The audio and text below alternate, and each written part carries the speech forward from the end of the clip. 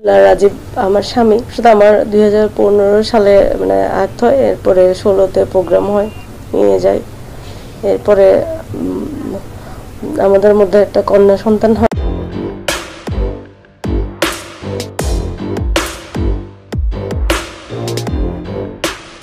চট্টগ্রামে স্ত্রী নির্যাতন ও যৌতুকের অভিযোগে গ্রেপ্তার হয়েছেন ব্যবসায়ী আব্দুল আল রাজীব প্রকাশ সুমন।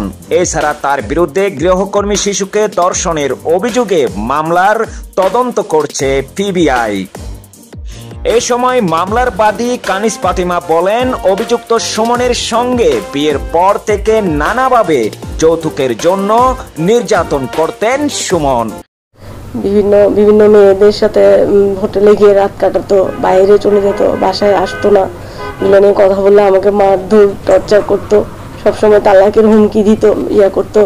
আর আমরা মা মেয়েকে পথে নামাবে, রাস্তায় নামাবে। এটা ওনার সময় যখন ওটা হয়ে গেছে, বিজনেস কমে গেছে, এরপরে শুধু বলতো যে মানে বাপের বাড়ি থেকে টাকা এনে দে, তোর ভাইকে বল আমাকে কোনো একটা বিজনেসে দিতে, 50 লাখ টাকা এনে দে, নাহলে তোকে তালাক দিয়ে দিব বা তোদেরকে মেরে ফেলবো। সুমনের হাত থেকে রক্ষা পায়নি 13 বছরের বাসার কাজের মেয়েও তাকে বাসায় ধর্ষণ করেছে।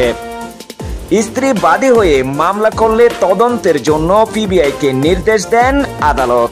বুয়া আসলে আমি বুয়ার সাথে কাজ করতে যাই, তখন আমাদের কাজ হয়ে গেলে আমরা চলে আসতেছিলাম, তখন সুমন ভাই বলছে তুমি থাকো, আফা চলে যাক, লবণ মরিচ আর গরম পানি দিয়ে যাও।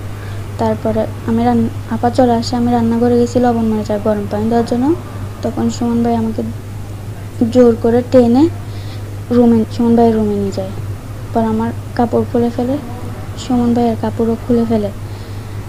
তারপর আমাকে বিছনায় শুয়ে দিছে। তারপর আমাকে অনেক ব্যথা দিছে, আমি অনেক ব্যথা পাইছি। কিছুক্ষণ পর নেমে গিয়ে আমি কান্না করছি, আমার মুখ চেপে ধরছে সুমন ভাইয়া। তারপর কিছুক্ষণ পর নেমে গিয়ে বলছে কাপড় পরে নান ঘরে চলে আসতে, কাউকে কিছু বললে আমি নিজেই মাই খাবো, সুমন ভাইকে কেউ কিছু করতে পারবে না। সুমনের এমন কাণ্ডে হতবাক কানিস ফাতিমার পরিবারের স্বজনরা। তারা জানান, সুমন একজন যৌতুক লোভী, নারী নির্যাতনকারী ও নারী লোভী। হিংস্র হয়ে উঠছে যে আমার বাসায় একটা ছোট একটা আমার পালক মেয়ের মতো একটা মেয়ে ছিল, 12-13 বছর বয়স। ওর মা দিয়ে গেছে আমাকে, বাপ মারা যাওয়ার পরে ওর মা বিয়ে করে উন্নত চলে গেছে। মেয়েটাকে আমার মেয়ের সাথে খেলতো।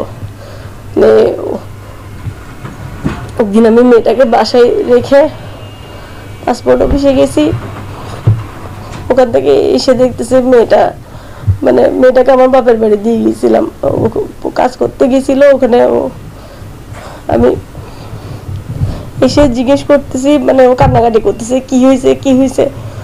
ও বলতেছে, ফার্স্টে বলে নাই, পরে আবার জিজ্ঞেস করছি। পরের দিন আমাকে বলছে যে কি সুমন ওকে ট্রেনে হিস্ট্রি রুমে নিয়ে গিয়ে জোরপূর্বক ধর্ষণ করছে।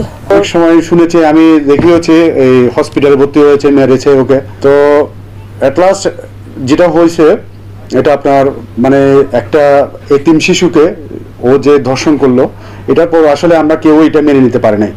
তা আমরা সবাই এটা সুষ্ঠু শাস্তি, একটা সুন্দর একটা শাস্তির একটা দাবি জানাচ্ছে। মঙ্গলবার 25 জুন সন্ধ্যায় রাজীবকে গ্রেপ্তার করা হয়। বিষয়টি নিশ্চিত করে চকবাজার জোন এর সহকারী পুলিশ কমিশনার নূর আল মাহমুদ। তিনি জানান, স্ত্রী ফাতিমার যৌতুক মামলায় সুমনকে গ্রেপ্তার করা হয়েছে। আব্দুল আল রাজীব 2018 সনের যে যৌতুকমূলক আইন আছে, আইনে বলল সে অভিযুক্ত আসামি। আমাদের যে স্বীকার অংশ হিসেবে আমরা আসলে গ্রেপ্তারকৃত অভিযুক্ত আব্দুল আল রাজীব প্রকাশ সুমন, তিনি চট্টেশ্বরী সড়কের এফিক অঙ্গন টাওয়ারের বাসিন্দা। চট্টগ্রাম নগরীর চকবাজার গোলজার মোড়ের মোতালেব টাওয়ারের নিচতলায় SAS কম্পিউটার দোকানের মালিক তিনি। মোহাম্মদ এরশাদ চৌধুরী, বাংলা 52 নিউজ, চট্টগ্রাম।